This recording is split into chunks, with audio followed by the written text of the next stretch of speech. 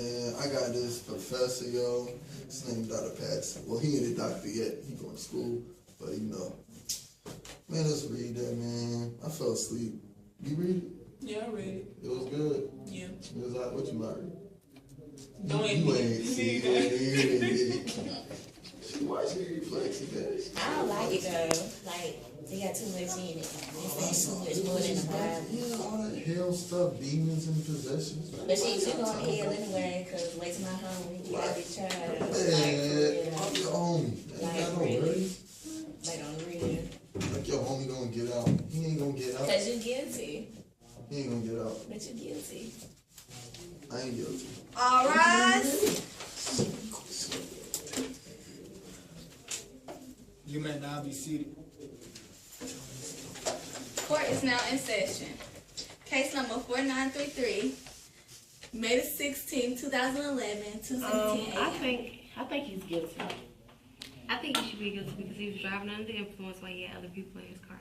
I think he guilty. Let them know that, I went under influence for real. I ain't guilty. Just let them know I ain't guilty. That's all we gotta do. That's the plan. We ain't guilty. I ain't guilty. Yes, sir. Alright. Good evening, Your Honor. Good evening. Good evening, Your Honor. We're here to dispute the case between the courts and my client, Mr. Hardy. And I'm about to do the opening statement. Mr. Hardy is a man of his word, and he's an All-American athlete, an honor student, and a loving son. His future is full of memories and numerous.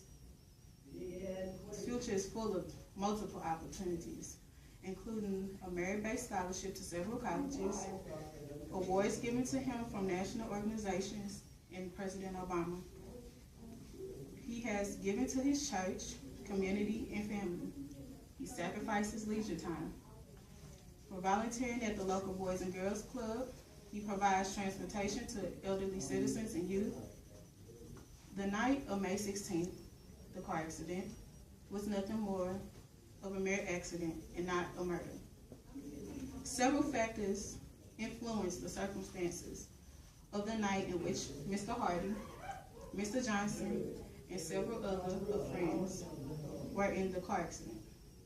The young, irresponsible minds of our youth today are unaware that their actions have multiple consequences.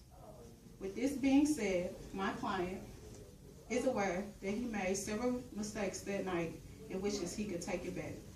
However, should he take all the responsibility on his own, peer pressure was the cause of the outcome of that night. Mr. Johnson invited Denzel to the party and gave him illegal substances and told him to drive him home. So who is the murderer in this case? Mr. Hardy or Mr. Johnson?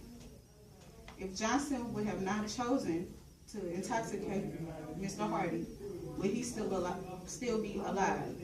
If Mr. Johnson would have made a responsible choice of not getting in the car, would he still be alive?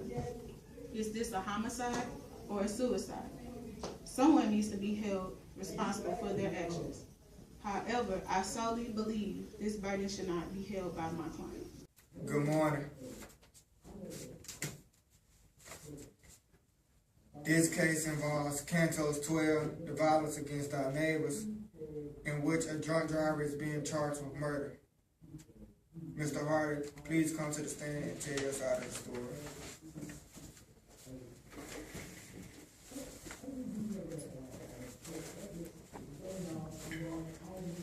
May you put your right hand on this Bible? May you put your right hand on the Bible?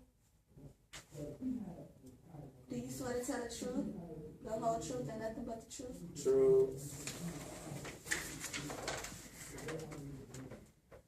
Mr. Hardy, you may now proceed with your story. Okay, Your Honor.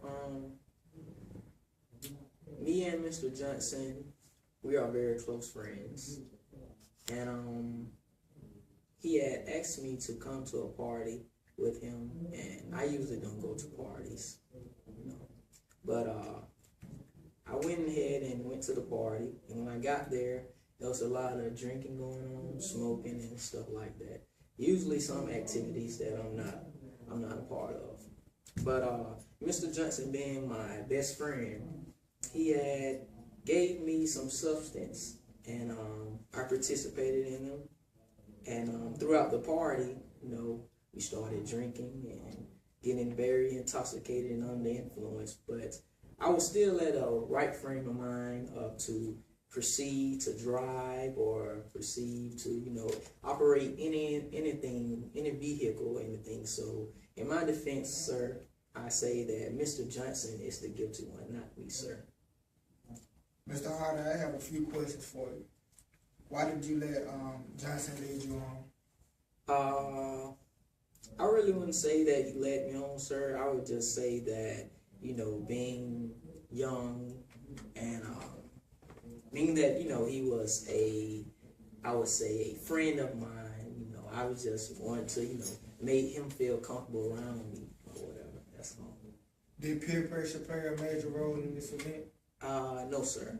I clearly knew what I was doing, sir. So you're a follower? Sir, you have to follow before you leave. Thank you, Your Honor. I would like to call witness 1, Bonquisha, to the stage. Is the witness to me, and I'm not gonna do the work. Just keep it to me. Can you put your right hand on the Bible? Do you swear to tell the truth, the whole truth, and nothing but the truth? Of course.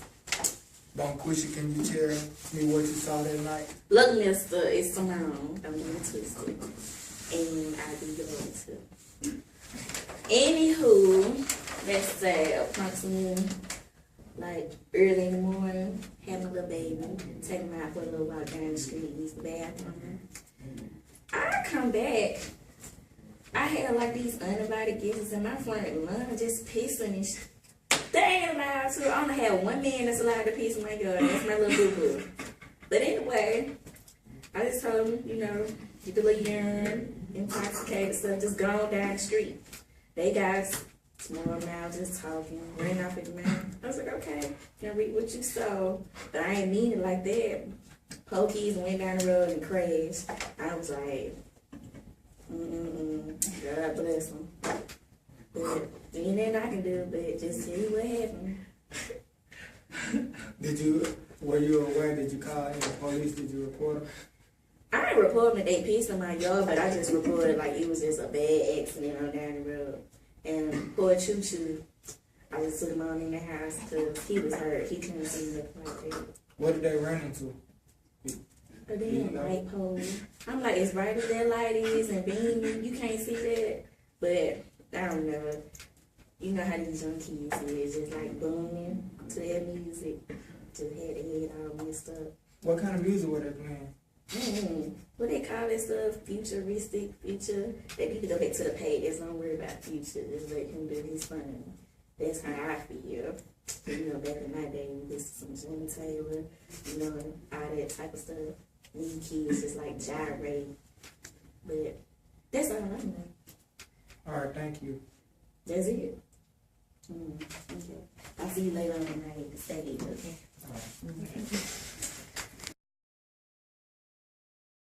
All right. Deliberation, we have to choose that he is guilty and his punishment is to throw him in the blood boiling.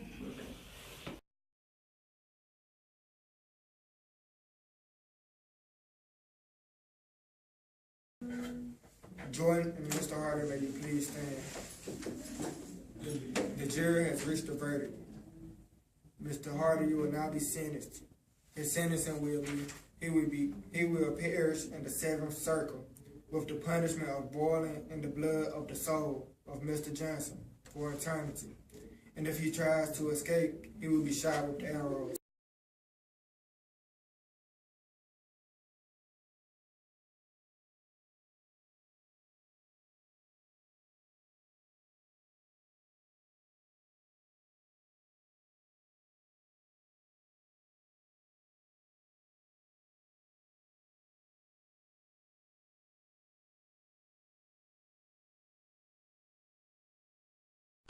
Bad boys, what you want?